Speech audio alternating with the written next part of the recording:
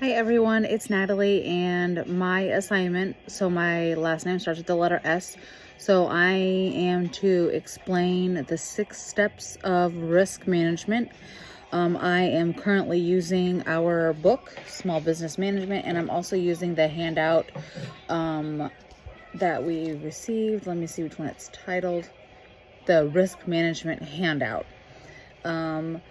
So the first step is to identify and understand the risks. So some examples of that would be like risks would be losing employees, theft, some type of disaster like a fire or flooding or something like that.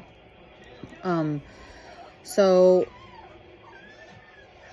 like having those at top of mind in the funeral industry would be ideal. So like for us, I have only been working there a short time as a funeral assistant, but things that I see would be like not over ordering products, only ordering as needed. Things that we need, like supplies and embalming supplies or just anything, not having a lot of stuff on hand.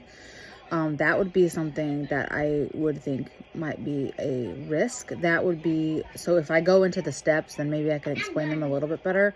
So let me do that and then I'll kind of go back. So step 1, identify and understand the risks. So step 2 is evaluate the potential severity of the risks. So this is where I was going with the supply thing. So we have a critical risk. So like that could basically put you out of business. An extremely important risk. That would be like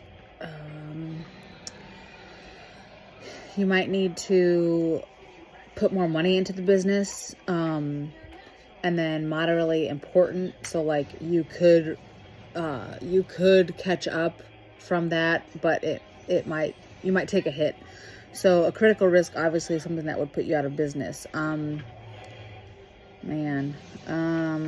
would say something like that would be not having, for funeral industry, not having business for a long time, not getting calls like of any kind.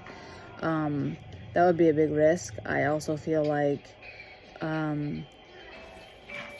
possibly a flood or like something dangerous happening to your place of business could be bad news, and that could potentially put you out of business because, like, say you're not ahead to enough, that could put you out of business because then you can't recoup.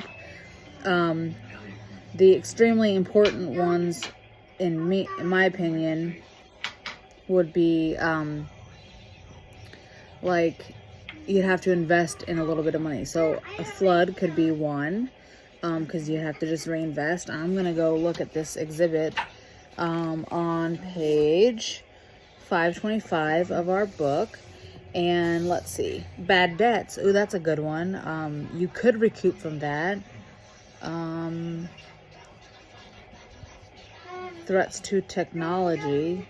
Dang, that's a good one too. So both of those would be good that you wouldn't be able, that wouldn't put you out of business, but that bad debts one could. So a lot of these to me seem like any risk, as long as you understand it, could get worse. Like a flood could be very detrimental, or you could, it could be not that bad. So like bad debts, that could be not that bad, but still recoupable, if that's a word, recoupable. And then moderately important are losses that could be covered with current income or existing assets. So that could be like, hey, I overordered this month, or hey, I have too many caskets on hand. You could recoup, maybe by marking them down a little bit, or trying to push those kind of caskets that you have over purchased on. So moving on, the next step is selecting methods to manage the risk.